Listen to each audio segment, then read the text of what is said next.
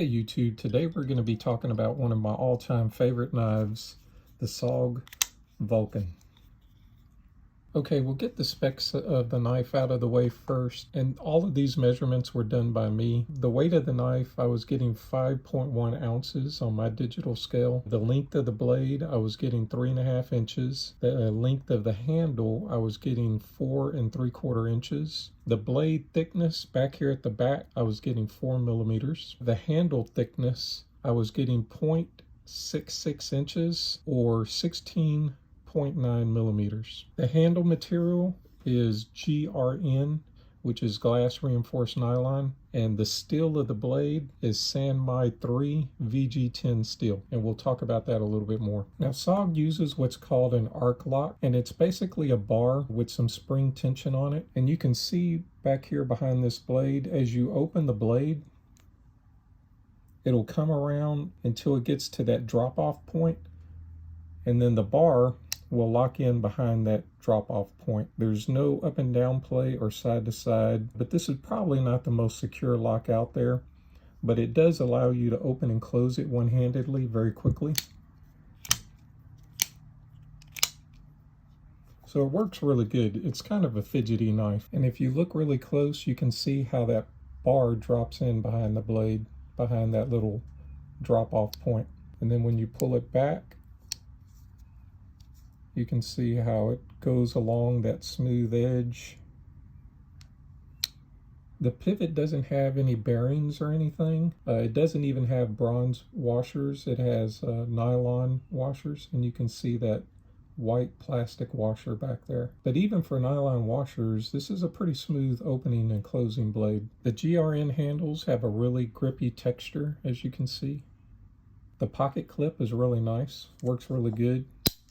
Kind of stylish with the cutouts of the triangles on there. The inside of the knife has steel liners. The steel liners towards the back, they kind of protrude from the GRN handles, and then there's a cutout of SOG on that little protrusion. So that's kind of a neat touch. Very stylish knife. Here at the bottom, at the front finger choil, you have jimping that's done on the liners, and it does offer a little grip. At the back of the knife, you have some more jimping on the liners, and then you have a little bit of jimping on the blade that kind of, in the back of the blade, there's kind of like a ramp.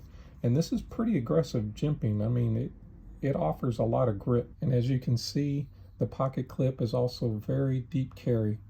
And it looks like you could switch this pocket clip around, but I'm not sure.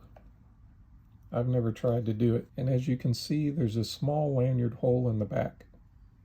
There's two different sizes of the Vulcan. This is the larger version of the Vulcan, and there's two different blade types. This is the Tanto version. This blade is very beautiful. It has a nice little swedge at the top. It has a little sharpening choil right here. There's a slight recurve. I personally don't like recurves because they're harder to sharpen, but they do slice better, and they cut through material a lot better. You kind of get a bite on that curve into material. And I'll have to say, this is the sharpest knife from the factory that I ever received. The edge geometry of this blade is very fine, and it came razor sharp. In fact, I was playing around with it when I first got it, and I ran it across my thumb by accident, and I looked at my thumb and I didn't see any cut. And so I was like, well, I guess I didn't cut myself, but my thumb felt funny. So when I pressed on my thumb, blood started coming out, and I had actually cut myself really deep. It cut me so cleanly and so finely, I didn't even see the cut until I pressed on my thumb. This knife cuts like a lightsaber. One time I was outside and there was a hole in the garden hose, and so I picked it up to cut the part of the hose that had the hole in it, and it cut through it like butter. The cutting capabilities of this knife are really incredible. Now, Sanmai steel is layered steel, and what that is, they have a harder inner core of the steel, and in this case, it's VG10, and then you have softer stainless steel on both sides to give the steel more toughness. If you heat treat that VG10 to where it's really hard, it will have a very good cutting edge and it'll stay sharp for a long time because it's so hard. But there's a trade-off. It's also very brittle. And so if you had a blade that's really hard and you dropped it on the ground, it would probably break in half. Or if you were cutting something hard, you might chip the edge. And so by laminating it on both sides with softer steel, you give toughness to the blade. And I don't know if this is going to pick up on camera, but if you look closely, you can actually see the layers in this blade. You can see the layers a lot better on the side of the blade.